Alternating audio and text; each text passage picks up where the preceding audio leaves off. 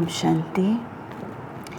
आज अव्यक्त बाप दादा की अव्यक्त मुरली 25 अक्टूबर 2020 की मुरली, रिवाइज डेट 9 अप्रैल 86। और इस मुरली की हेडलाइन सच्चे सेवाधारी की निशानी। तो आज बाबा पूरी मुरली में सेवाधारी किसे कहते हैं या सेवाधारी का, सच्चे सेवाधारी का डेफिनेशन क्या है, आज बाबा हम बच्चों को समझाने दे रहे हैं। तो बाप दादा क्या कह रहे हैं कि आज ज्ञान सूर्य, ज्ञान चंद्रमा अपने धरती के तारामंडल में सभी सितारों को देख रहे हैं। बाबा किसको देख रहे हैं? अपने धरती के तारामंडल में सभी सितारों को देख रहे हैं। सितारे सभी चमकते हुए अपनी चमक व रोशनी दे रहे हैं। बाबा कहते कि भिन्न भिन्न सितारे हैं। कोई विशेष ज्ञान सितारे हैं, कोई सहज योगी सितारे हैं, कोई गुणदान मूर्त सितारे हैं। सितारे भी कितने प्रकार के हैं?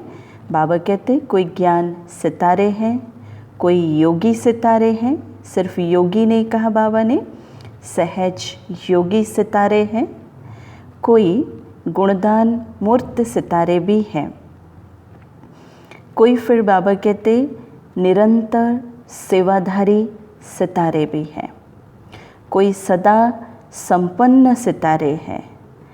सबसे श्रेष्ठ है हर सेकंड सफलता के सितारे, हर सेकंड सफलता के सितारे। साथ साथ कोई कोई सिर्फ उम्मीदों के सितारे भी है। कितनी सारी सितारों की बात आज बाबा कहते, ज्ञान सितारे, सहज योगी सितारे, गुणदान मूर्त सितारे, निरंतर सेवाधारी सितारे, सदा संपन्न सितारे, सफलता के सितारे, उम्मीदों के सितारे। फिर बाबा कहते कि कहाँ उम्मीदों के सितारे और फिर कहाँ सफलता के सितारे। कंपेयर किया बाबा ने, कहाँ उम्मीदों के सितारे तो बाबा कहते कहाँ फिर सफलता के सितारे। तो दोनों में महान अंतर है। किसमें? उम्मीदों के सितारे और सफलता के सितारे। लेकिन हैं दोनों सितारे और हर एक भिन्न भिन्न सितारों का विश्व की आत्माओं पर, प्रकृति पर अपना अपना प्रभाव पड़ रहा है। बाबा कहते लेकिन हैं दोनों सितारे और हर एक भिन्न भिन्न सितारों का इस विश्व की आत्माओं पर, इस विश्व की प्रकृति पर अपना अपना प्रभाव पड़ रहा है। तो सफलता के सितारे चारों ओर अपना उमंग उत्साह का प्रभाव डाल रहे हैं। उमंग उत्साह का प्रभाव डालने वाले कौन से सितारे हैं? बाबा कहते यह सफलता के सितारे। उम्मीदों के सितारे बाबा कहते स्वयं भी कभी मोहब्बत कभी मेहनत दोनों प्रभाव में रहने के कारण दूसरों में आगे बढ़ने की उम्मीद रख बढ़ते जा रहे हैं। तो हर एक अपने आप से पूछो कि मैं कौन सा सितारा हूँ, कौन सा हूँ। सभी में ज्ञान, योग, गुणों की धारणा और सेवा भाव है भी, लेकिन सब होते हुए भी किस में ज्ञान की चमक है तो किस में बाबा कहते विशेष याद की है, तो किस में बाबा कहते योग की है। लेकिन बाबा ने कहा कि अपने आप को पूछो, जो इतनी सारी सितारों का बाबा ने नाम लिया, तो मैं कौन सा सितारा हूँ? ज्ञान सितारा हूँ, सहज योग वाला सितारा हूँ, सफलता का सितारा हूँ, उम्मीदों का सितारा हूँ, कौन सा सितारा हूँ? तो बाबा भी देखो क्या कहते, और कोई कोई अपने गुण मूर्त की चमक से विशेष आकर्षित भी कर रहा है। चारों ही धारणा होते हुए भी परसेंटेज में अंतर है। चारों ही धारणाओं में बाबा कहते चारों ही धारणा होते हुए भी परसेंटेज में अंतर है। इसलिए भिन्न भिन्न सितारे चमकते हुए दिखाई दे रहे हैं। बाबा ने कहा ये रूहानी विचित्र तारामंडल है। बाबा इतने सारे सितारों को देख कर के बाबा क्या कहते कि ये एक रूहानी विचित्र तारामंडल है। तो आप रूहानी सितारों का प्रभाव विश्व पर पड़ता है, तो विश्व के स्थूल सितारों का भी प्रभाव विश्व पर पड़ता है। बाबा ने कहा, बाबा कहते तो विश्व के स्थूल सितारों का भी प्रभाव विश्व पर पड़ता है। तो जितना शक्तिशाली आप स्वयं सितारे बनते हो, उतना विश्व की आत्माओं पर प्रभाव पड़ रहा है और आगे पड़ता ही रहेगा। बाबा ने क्या कहा कि आप रूहानी सितारों का प्रभाव ये विश्व पर पड़ता है, तो विश्व के स्थूल सितारों का भी प्रभाव विश्व पर पड़ता है। ये जो स्थूल सितारे तारामंडल जो हम देखते हैं उसका भी प्रभाव पड़ता है। तो बाबा कहते आप सितारों का भी प्रभाव पड़ता है और भी पड़ता रहेगा।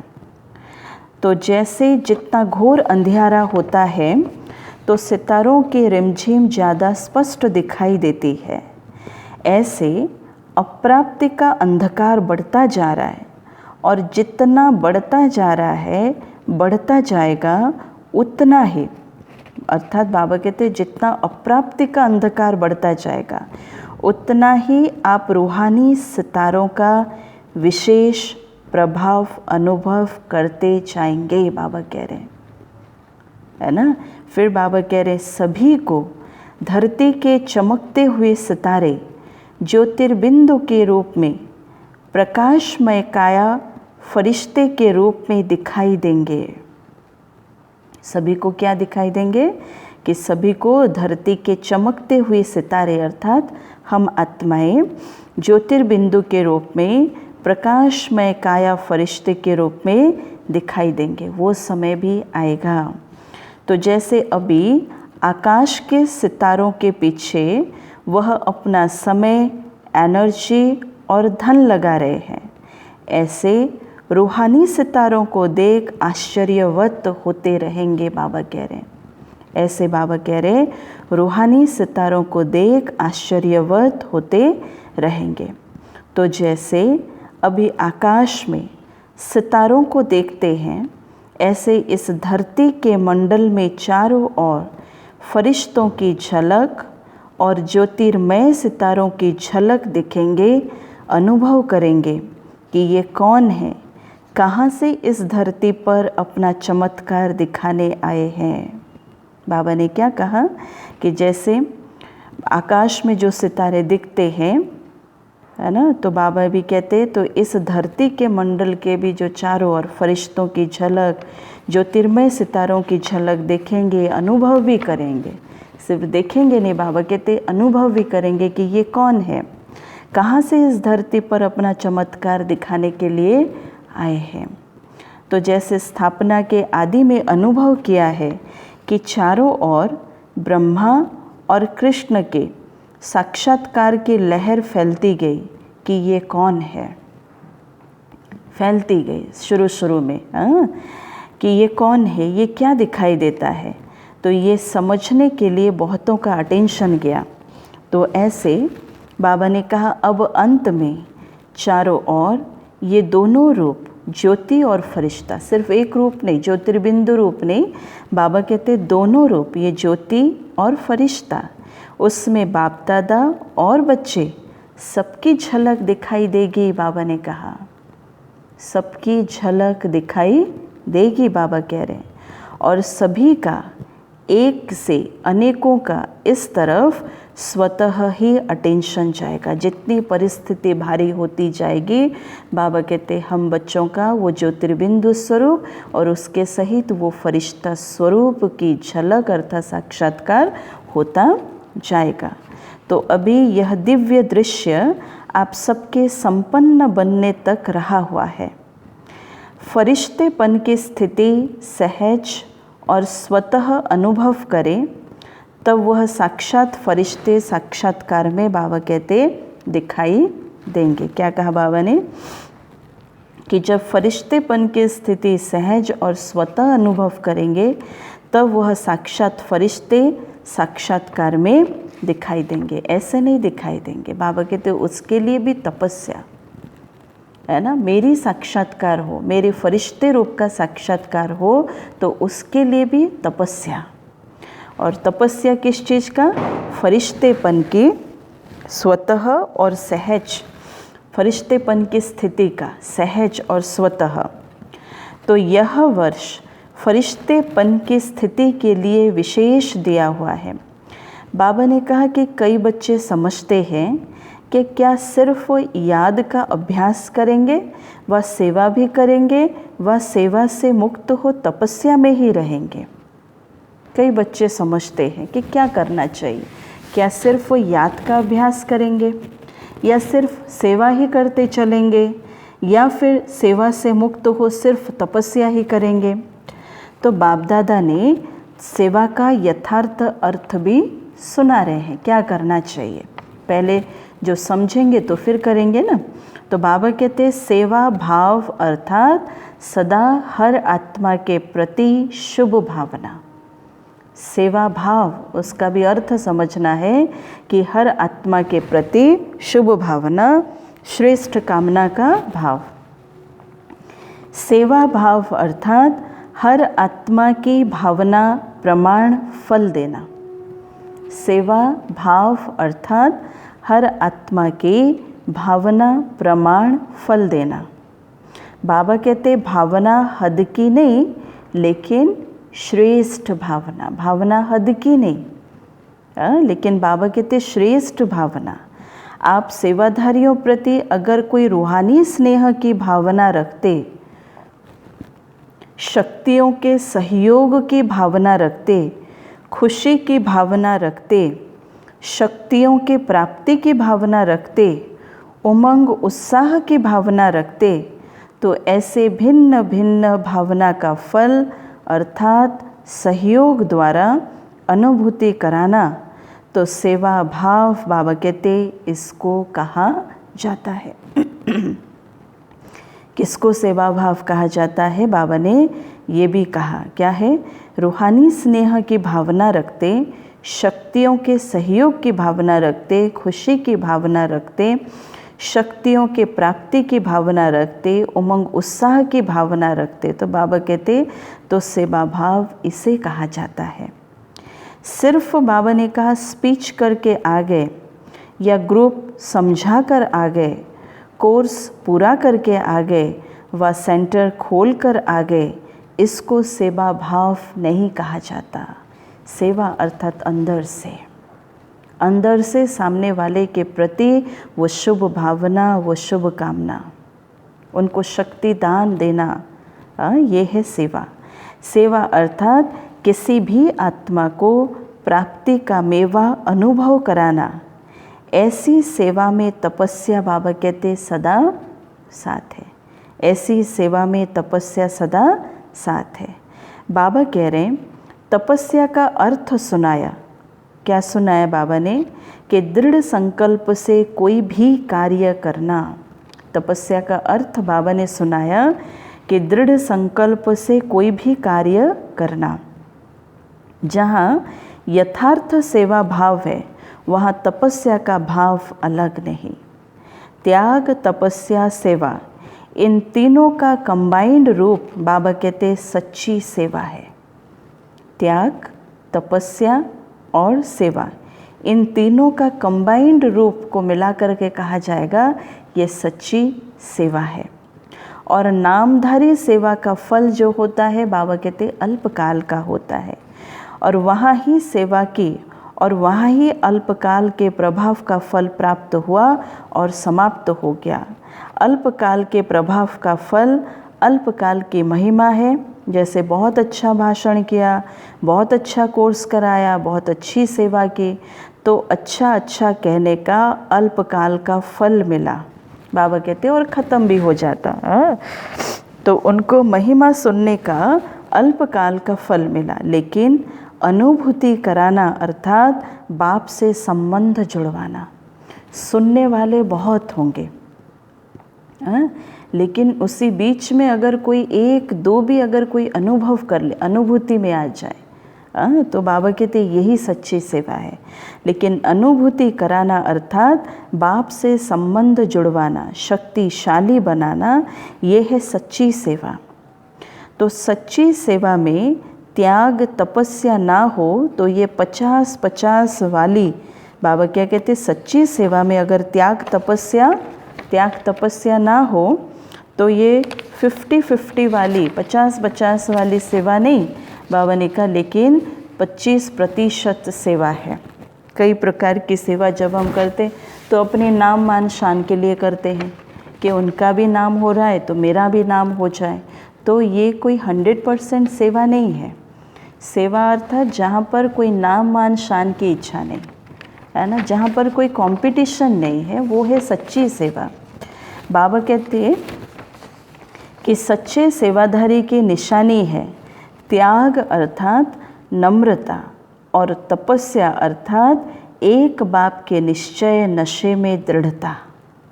सच्चे सेवाधारी, यथार्थ सेवा इसको ही कहा जाता है। तो बाप दादा निरंतर सच्चे सेवाधारी बनने के लिए कहते हैं। क्या कहते बाबा? बाप दादा निरंतर सच्चे सेवाधारी बनने के लिए कहते हैं नाम सेवा हो और स्वयं भी, बाबा कहते, डिस्टर्ब हो। क्या कहा बाबा ने? कि नाम सेवा हो और स्वयं भी डिस्टर्ब हो, तो और दूसरे को भी डिस्टर्ब करे। इस सेवा से मुक्त होने के लिए बाप दादा कह रहे हैं ऐसी सेवा नहीं, ये सेवा नहीं। तो ऐसी सेवा ना करना अच्छा है, क्योंकि सेवा का विशेष गुण बाबा कहते संतुष्टता है। संतुष्टता, सेवा किया और उस सेवा से जब हम संतुष्ट होते हैं, खुश होते हैं, और जहाँ संतुष्टता नहीं, चाहे स्वयं से चाहे संपर्क वालों से, वह सेवा ना स्वयं को फल की प्राप्ति कराएगी ना दूसरों को।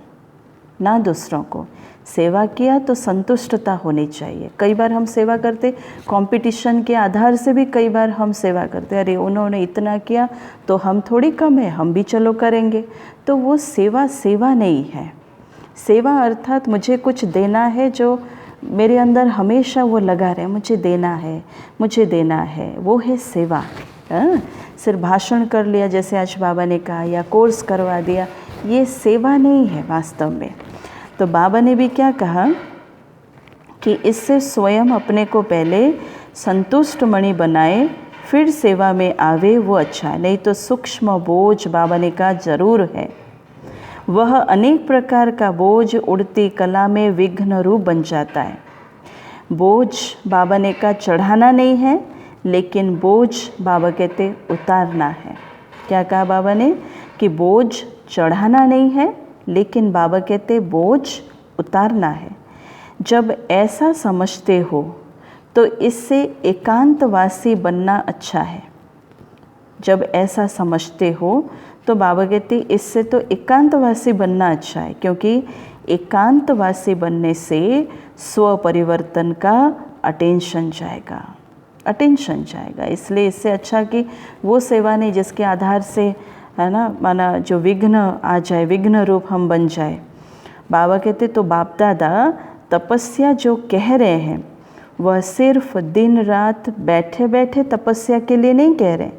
तपस्या में बैठना भी बाबा कहते सेवा ही है। लाइट हाउस माइट हाउस बन शांति की शक्ति की किरणों द्वारा वायुमंडल बनाना है। तपस्या के साथ बाबा कहते मनसा सेवा भी जुड़ी हुई है। तपस्या के साथ बाबा कहते मनसा सेवा भी जुड़ी। मनसा सेवा अर्थात मन की सेवा और मन से सेवा, मनसा सेवा, जो तपस्या के साथ जुड़ी हुई है, अलग नहीं है। नहीं तो तपस्या क्या करेंगे?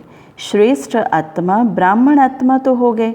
अब तपस्या अर्थात बाबा कहते स्वयं सर्व शक्तियों से संपन्न बन दृढ़ स्थिति दृढ़ संकल्प द्वारा विश्व की सेवा करना। क्या कहा बाबा ने?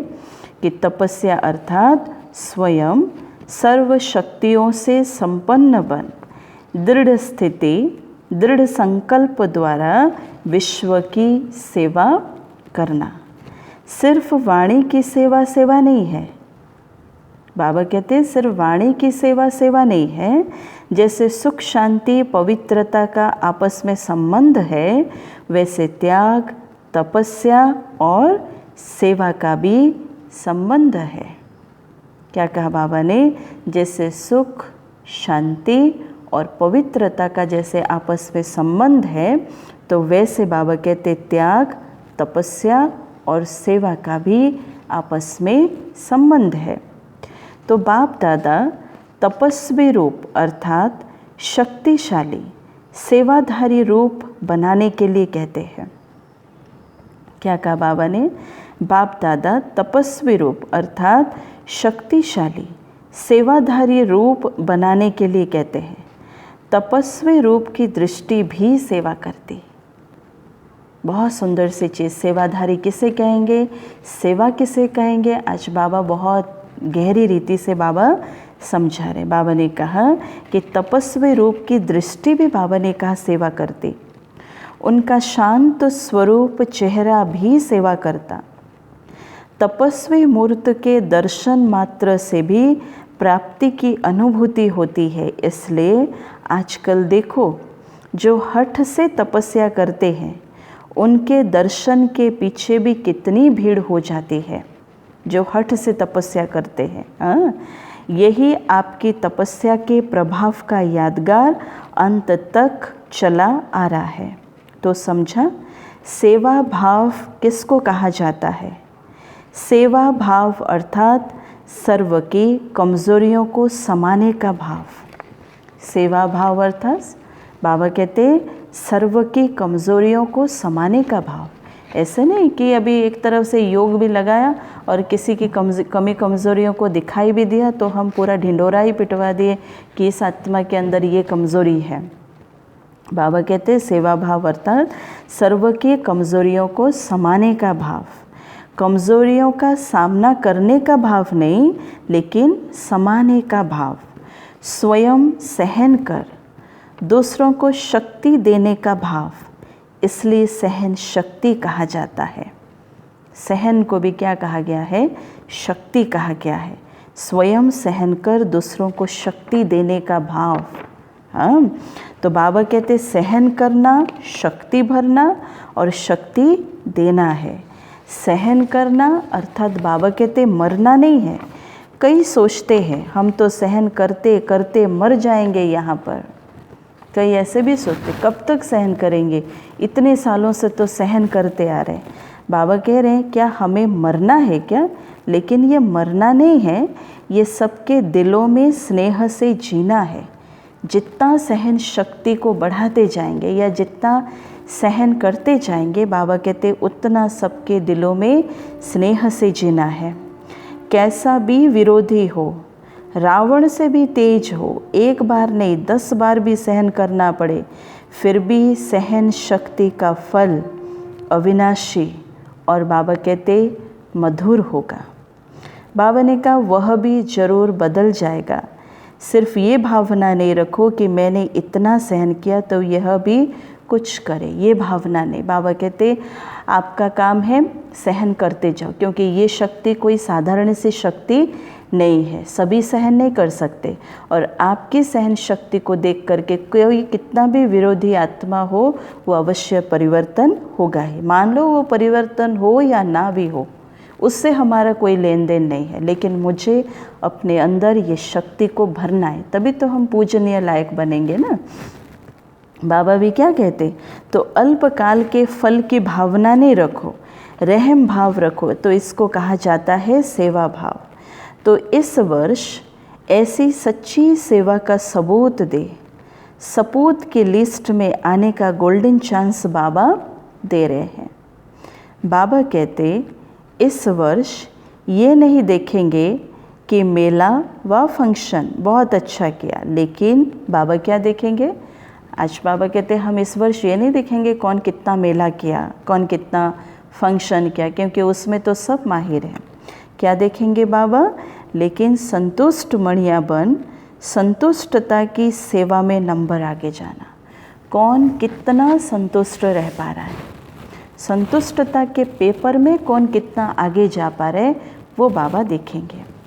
विघ्न विनाशक टाइटल की सेरेमनी में इनाम लेना, बाबा ने कहा विघ्न विनाशक टाइटल की सेरेमनी में इनाम लेना, समझा।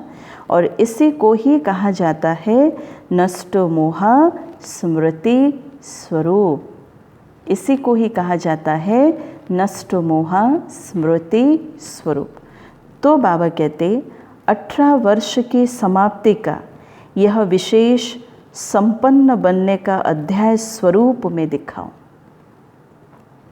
स्वरूप में दिखाओ। 18 वर्ष की समाप्ति का यह विशेष संपन्न बनने का अध्याय स्वरूप में दिखाओ। और इसको ही कहा जाता है बाप समान। जो भी ज्ञान हम सुन रहे, अर्थात जो भी योग भी हम कर रहे हैं, है ना, वो हर एक आत्मा हमें उस स्वरूप में देखना चाहती है। तब उन्हें वो विश्वास होता है कि हाँ, ये कुछ अलग सा ज्ञान का प्रभाव इनके ऊपर है, इनका योग कुछ अलग ही है। क्योंकि जब वह स्वरूप में दिखता है तब सामने वाले व्यक्ति भी मानना शुरू करते। और बाबा कहते यही बाप समान स्थिति है, स्वरूप में लाना। फिर है पंजाब तथा हरियाणा जोन के भाई बहनों से अव्यक्त बाप दादा की मुलाकात। बाबा कहते सदा अपने को अचल अडोल आत्माएं अनुभव करते हो, किसी भी प्रकार की हलचल में अचल रहना यही श्रेष्ठ ब्राह्मण आत्माओं की निशानी है। बाबा ने कहा कि दुनिया हलचल में हो, लेकिन आप श्रेष्ठ आत्माएं हलचल में आ नहीं सकती। दुनिया कितना भी हलचल में हो, लेकिन आप श्रेष्ठ आत्माएं हलचल में नहीं आ सकती। क्यों? बाबा कहते ड्रामा की हर सीन को जानते हो। क्यों हलचल में नहीं आ सकते? क्योंकि उनके सामने वो लगेगा कि अचानक का पेपर आ गया, और बाबा कहते मैंने तो तुम्हें सारा ड्रामा का राज समझा दिया, इसलिए तुम हलचल में नहीं आ सकते हो। ड्रामा की हर सीन को जानते हो। बाबा कहते नॉलेजफुल आत्माएं, पावरफुल आत्माएं सदा स्वतः ही अचल रहती है। क्या कहा बाबा ने? नॉलेजफुल आत्माएं, पावरफुल आत्माएं सदा स्वतः ही अचल रहती है। तो कभी वायुमंडल से घबराते तो नहीं है? बाबा पूछ रहे हैं फिर कभी वायुमंडल से घबराते तो नहीं हैं? फिर बाबा ने पूछा निर्भय हो? क्योंकि जब कोई भारी परिस्थिति, कोई जटिल या कठिन परिस्थिति आती है, तब सबसे पहले कौन सी शक्ति की आवश्यकता है? निर्भयता की शक्ति। तो बाबा पूछ रहे हैं तो शक्तियाँ निर्भय हो या थोड़ा थोड़ा डर लगता है?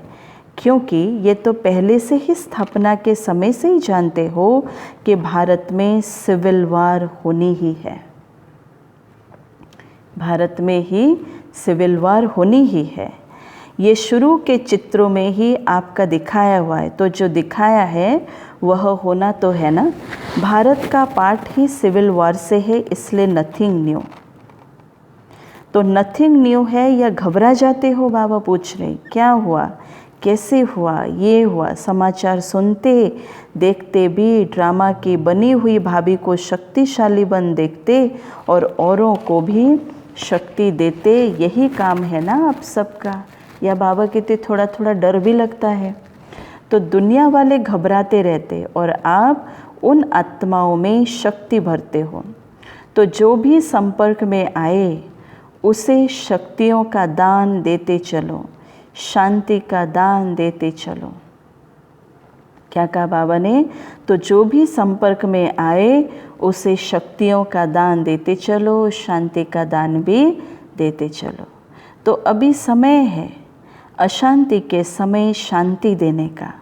तो शांति के मैसेंजर हो, अर्थात अगर देना है मुझे किसी को तो अपने अंदर उतनी शांति की शक्ति को भरना भी पड़ेगा। मेरी दृष्टि पड़ते ही सामने वाले को शांति की शक्ति मिल जाए। बाबा ने कहा कि शांति दूत गाए हुए हैं ना, तो कभी भी कहाँ भी रहते हो, चलते हो, तो सदा अपने को शांति के दूत समझकर चलो। शांति के दूत हैं, शांति का संदेश देने वाले हैं, तो स्वयं भी शांत स्वरूप शक्तिशाली होंगे और दूसरों को भी बाबा कह रहे हैं देते रहेंगे। बाबा कहते वह अशांति देवे और आप शांति दो। दुनिया वाले क्या देंगे? दुनिया वालों से हमें अशांति ही अशांति मिलेगी, लेकिन हम क्या देंगे? बाबा ने कहा शांति। ये आपका सेवा है। वह आग लगाएं, आप क्या करो? आप उस आग में पानी डाल दो। यही काम है। इसको कहते हैं सच्चे सेवाधारी। तो ऐसे समय पर इसी सेवा की आवश्यकता है। बाबा ने कहा बच्चे, शरीर तो विनाशी है, लेकिन आत्मा शक्तिशाली होती है। तो एक शरीर छूट भी जाता है तो दूसरे में याद की प्रारब्ध चलती रहेगी। इसलिए अविनाशी प्राप्ति कराते चलो, बाबा ने कहा। तो आप कौन हो? अपने आप को क्या समझते हो? कि हम शांति के दूत हैं, शांति देवा हैं, शांति के मैसेंजर, मास्टर शांतिदाता, मास्टर शक्तिदाता हो, आज बाबा कह रहे हैं। और ये स्मृति सदा रहती है ना। कौन सी स्मृति? कि मैं मास्टर शांतिदाता हूँ, मैं मास्टर शक्तिदाता हूँ, मैं शांति का मैसेंजर हूँ। बाबा कह रहे तो सदा अपने को इसी स्मृति से आगे बढ़ाते चलो, औरों को भी आगे बढ़ाओ। यही सेवा है। गवर्नमेंट के, बाबा कहते कोई भी नियम होते हैं तो उनको पालना तो करना ही पड़ता है, लेकिन जब थोड़ा भी समय मिलता है तो मनसा से, वाणी से सेवा जरूर करते रहो। बाबा ने कहा, क्या कहा बाबा ने? कि गवर्नमेंट के कोई भी नियम होते हैं तो उनको तो पालन करना ही पड़ता है। गवर्नमेंट अगर कोई पॉलिसी निकाल दे, सभी मान रहे, तो हमें भी मानना पड़ेगा। लेकिन जब थोड़ा भी समय मिलता है तो मनसा से, वाणी से सेवा जरूर करते रहो। चांस मिला तो तुरंत सेवा। बाबा कहते अभी मनसा सेवा की तो बहुत आवश्यकता है। क्या कह रहे हैं बाबा? अभी मनसा सेवा की तो बहुत आवश्यकता है, लेकिन जब स्वयं में शक्ति भरी हुई होगी तब दूसरों को दे सकते हैं। देने के लिए भी पहले खुद के अंदर सारी चीज़ों को भरना भी पड़ेगा। तो सदा शांतिदाता के बच्चे शांतिदाता बनो। दाता भी हो तो विधाता भी हो। तो चलते फिरते याद रहे कि मैं मास्टर शांतिदाता, मैं मास्टर शक्तिदाता हूँ। और इसी स्मृति से अनेक आत्माओं को वाइब्रेशन देते रहो। तब वह महसूस करेंगे कि इनके संपर्क में आने से शांति की अनुभूति हो रही है।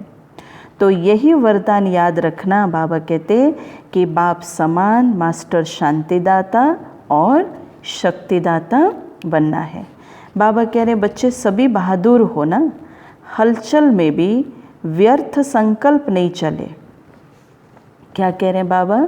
कि हलचल में भी व्यर्थ संकल्प नहीं चले, क्योंकि व्यर्थ संकल्प समर्थ बनने नहीं देगा। व्यर्थ संकल्प, कुछ दिनों पहले बाबा ने अव्यक्त मुरली में ही कहा था कि अगर जिनको बहुत व्यर्थ संकल्प चलते हैं वो 2-4 बारी मुरली को पढ़े, ताकि शुद्ध संकल्प अंदर प्रवेश हो। और बाबा कहते व्यर्थ संकल्प समर्थ बनने नहीं देगा। क्या होगा? ये तो नहीं होगा। ये बाबा कहते ये सारा व्यर्थ है। क्या होगा? ये तो नहीं हो जाएगा, वो तो नहीं हो जाएगा। ये बाबा ने कहा ये सारा व्यर्थ है। जो होगा उसको शक्तिशाली होकर देखो। और दूसरों को बाबा कहते शक्ति दो। ये भी साइड सेंस आती है। ये भी एक बाईप्लाट बाबा कहते चल रहा है।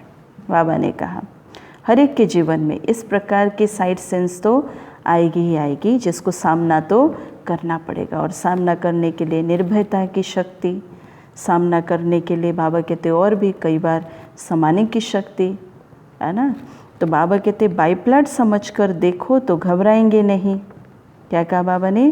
कि बाईप्लाट समझ करके देखो तो घबराएंगे नहीं। ये तो बारी बारी करके आएंगे, आज कुछ आया, कल कुछ आएगा, कल कुछ आएगा, लेकिन मुझे मानसिक रीति से अपने आप को हमेशा तैयार रखना है। हमेशा तैयार रखना है कि कभी भी किसी से भी कोई भी पेपर आ जाए तो मुझे हमेशा एवर रेडी होकर के रहना पड़ेगा। ठीक है। अच्छा, फिर है विदाई के समय।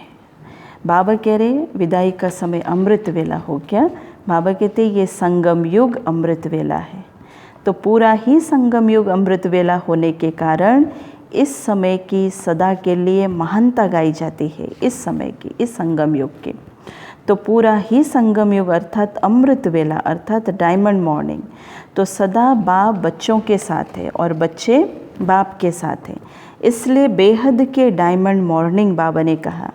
तो बाप दादा सदा कहते ही रहते हैं, लेकिन व्यक्त स्वरूप में व्यक्त देश के हिसाब से आज भी सभी बच्चों को सदा साथ रहने की गुड मॉर्निंग कहो, गोल्डन मॉर्निंग कहो, डायमंड मॉर्निंग कहो, जो भी कहो वह बाप दादा सभी बच्चों को दे रहे हैं। कुछ भी बोलो, चाहे गुड मॉर्निंग बोलो, डायमंड मॉर्निंग बोलो, बाबा भी कह रहे हैं गोल्डन मॉर्निंग बोलो।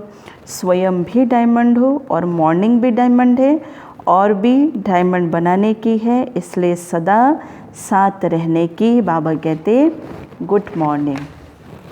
अच्छा, तो बाबा फिर याद प्यार देते हुए क्या कह रहे हैं, सदा चमकते हुए रूहानी सितारों को, सदा संतुष्टता की लहर फैलाने वाली संतुष्ट मणियों को, सदा एक ही समय पर त्याग, तपस्या, सेवा का प्रभाव डालने वाले प्रभावशाली आत्माओं को, सदा सर्व आत्माओं को रूहानी भावना का रूहानी फल देने वाले बीज स्वरूप बाप समान श्रेष्ठ बच्चों को बाप दादा का संपन्न बनने का याद प्यार और नमस्ते। हम रूहानी बच्चों के रूहानी माता पिता बाप दादा को याद प्यार, गुड मॉर्निंग और नमस्ते। फिर है वरदान। बाबा ने कहा, पांचों तत्वों और पांचों विकारों को अपना सेवाधारी बनाने वाले मायाजीत स्वराज्य अधिकारी भव। क्या कहा बाबा ने, अपने पांचों तत्वों और पांचों विकारों को अपना सेवाधारी बनाने वाले मायाजीत स्वराज्य अधिकारी भव। तो बाबा कह रहे हैं, जैसे सतयुग में विश्व महाराजा व विश्व महारानी की राजाई ड्रेस को पीछे से दास दासियां उठाते हैं, ऐसे संगम युग पर आप बच्चे जब मायाजीत स्वराज्य अधिकारी बन टाइटल्स रूपी ड्रेस से सजे सजाए रहेंगे, तो ये पांच तत्व और पांच विकार आपकी ड्रेस को पीछे से उठाएंगे, अर्थात अधीन होकर चलेंगे। क्या कहा बाबा ने, समझ में आया? बाबा कहते सतयुग में ना विश्व महाराजा और विश्व महारानी जब अपनी राजाई ड्रेस पहनते हैं तो दास दासियां पीछे से ड्रेस को उठाते हैं। आज भी देखना विदेशों में कई जगह पर ये कल्चर है। तो ऐसे बाबा ने कहा, इस संगम युग पर जब हम बच्चे अपने स्वराज्य अधिकारी बन टाइटल्स रूपी ड्रेस से अर्थात अपने स्वमान रूपी ड्रेस से जब सजे सजाए रहेंगे, तो ये पांच तत्व और ये पांच विकार भी बाबा कहते अधिकारी होकर के चलेंगे। इसके लिए दृढ़ संकल्प की बेल्ट से टाइटल्स के ड्रेस को टाइट करो, भिन्न भिन्न ड्रेस और श्रृंगार के सेट से सज धज कर बाप के साथ रहो, तो यह विकार व तत्व परिवर्तन हो सहयोगी सेवाधारी हो जाएंगे। उसके लिए क्या करना पड़ेगा, जो भी बाबा कहते सोमान हो, जो भी हो, तो बाबा कहते कि अपने दृढ़ संकल्प से है ना उस ड्रेस को टाइट करो। बाबा कह रहे हैं उस संकल्पों को टाइट करो, उन सोमान को कस करके पकड़ करके रखो। बाबा कह रहे हैं तो भिन्न भिन्न ड्रेस और श्रृंगार से सेट से सज धज कर बाप के साथ रहो, तो ये विकार व तत्व परिवर्तन हो सहयोगी सेवाधारी हो जाएंगे। स्लोगन, जिन गुणों व शक्तियों का वर्णन करते हो उनके अनुभव में खो जाओ। जिन गुणों व शक्तियों का वर्णन करते हो, बाबा कहते उनके अनुभव में खो जाओ। गुण कहा, शांति का गुण कहा, अंतर्मुखता का गुण कहा, मधुरता का गुण कहा। जब हम वर्णन करते हैं, बाबा कहते हैं कि उसके अनुभव में खो जाओ, उस सारी चीज़ों को भरो। शक्तियाँ कहते हैं है ना, शक्तियों में समाने की शक्ति, सामना करने की शक्ति, परखने की शक्ति, समेटने की शक्ति। और जब शक्तियों का वर्णन करते, बाबा कहते एक एक शक्ति को अनुभव करो, अपने अंदर भरो, उसमें खो जाओ। और ये अनुभव ही सबसे बड़ी ऑथोरिटी है, यही अनुभव जो कि दुनिया वालों के पास ये अनुभव नहीं है। और बाबा कहते आप इसकी ऑथोरिटी बनो, आप इसकी मास्टर बनो। अच्छा, ओम शांति, ओम शांति, ओम शांति।